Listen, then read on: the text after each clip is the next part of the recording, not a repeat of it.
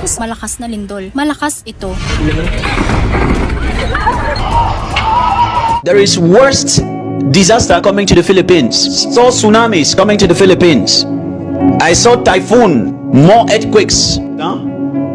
This time I saw an earthquake from 8 point. The reason why the Philippines is facing these disasters is because there is much idolatry practice in the Philippines. Ang nakakatakot na hula ni Perez hindi sa Pilipinas, hindi isang pastor mula sa Africa na sinasabing nakatanggap umano ng mga mensahe ng babala mula sa Diyos at partikular niyang binanggit ang Pilipinas. Makakaranas daw ang Pilipinas ng matitinding kalamidad at pangyayari na magsisilbing babala ng langit. Kaya narito ang 10 na nakakatakot na hula ni Perez hindi sa Pilipinas. Pang-10, tsunami sa Pilipinas. I saw a great wave coming to the Philippines. Many will run and many will cry out to God. Sa kanyang propesiya, sinabi ni Perez na nakita niya ang isang dambuhalang alon na tatama sa baybay ng bansa. Maraming tao raw ang tatakbo sa takot habang ang iba na may mananalangin. Ayon sa kanya, ang tsunami ay hindi lamang likas na kalamidad, kundi isang senyales ng spiritual shaking. Nagigisingin ng Diyos ang mga taong matagal nang nakalimot sa Kanya. Pang-9, malakas na lindol. The ground in the Philippines will shake, buildings will fall, and people will cry for mercy. Binalaan ni Perez ang bansa sa isang lindol na yayanig hindi lang sa lupa kundi sa takot ng bawat isa. Ilang linggo matapos niyang sabihin ito, nagkaroon nga ng lindol sa dahilan para maraming maniwalang nagkatotoo ang kanyang hula. Ayon kay Indy, ito raw ay warning ng Diyos, hindi para manakot, kundi para pagsisihan ng mga tao ang kasalanan at manumbalik sa pananalangin. May ilan ding naniniwalang ito'y may kinalaman sa posibleng the big one na pinaghahandaan ng bansa. Pang-8, malawakang pagbaha at pagguho ng lupa. I saw floods covering many places. I saw landslides destroying houses and roads.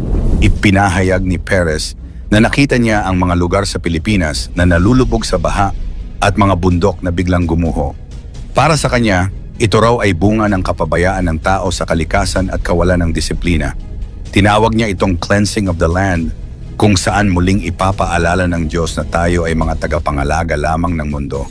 Pang-7, bagyo na may matinding hangin.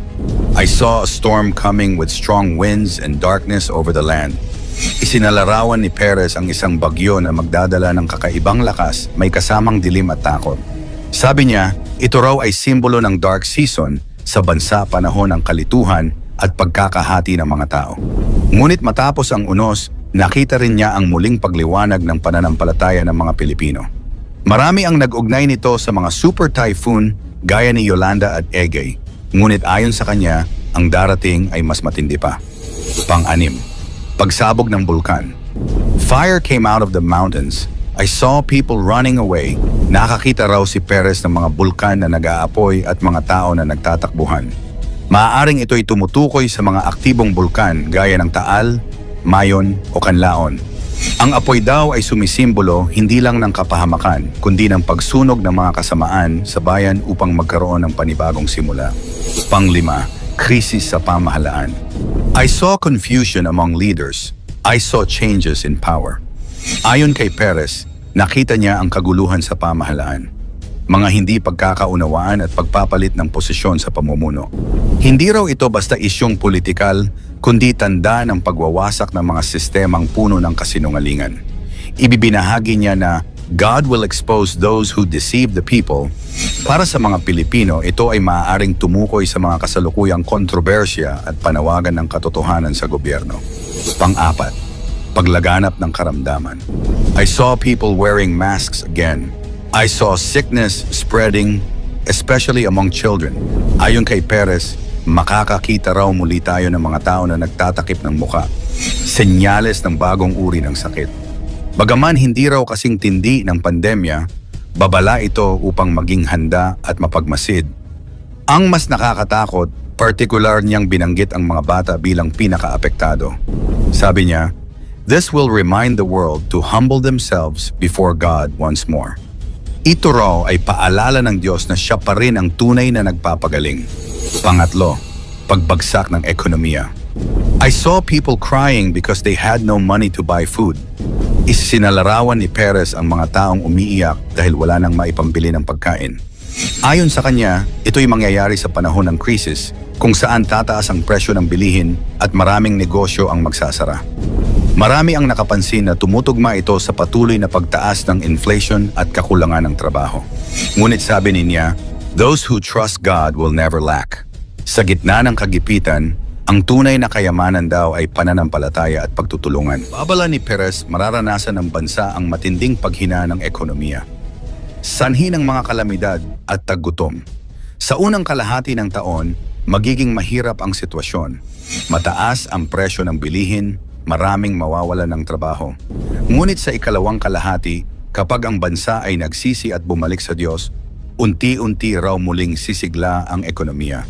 Ito raw ay divine reset upang alisin ang kasakiman at ibalik ang tamang paggamit ng kayamanan. Pangalawa, espiritual na giyera. There will be a spiritual battle over the nation. Evil will rise but God will raise His people. Isa sa mga pinakamatinding babala ni Perez ay ang tungkol sa isang espiritual na labanan sa bansa.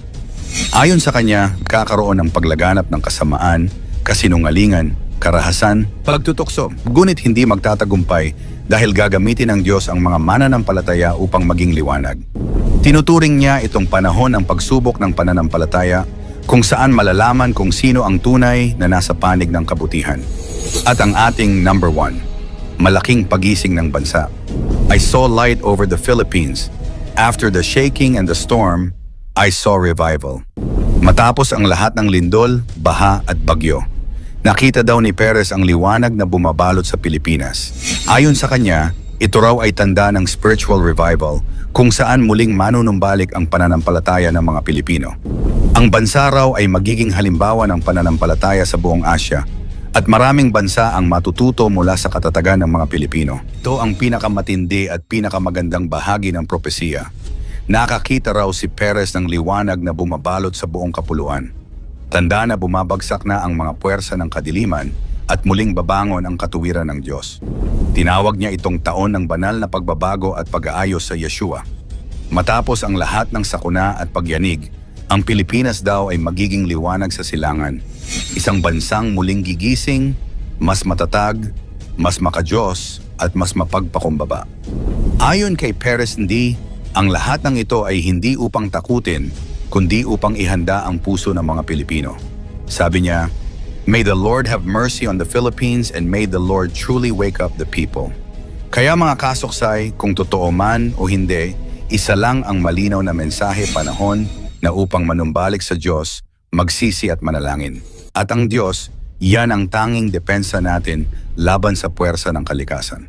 Kung naniniwala kang may layunin ang mga babalang ito, i-type ang amen sa comment sa ibaba.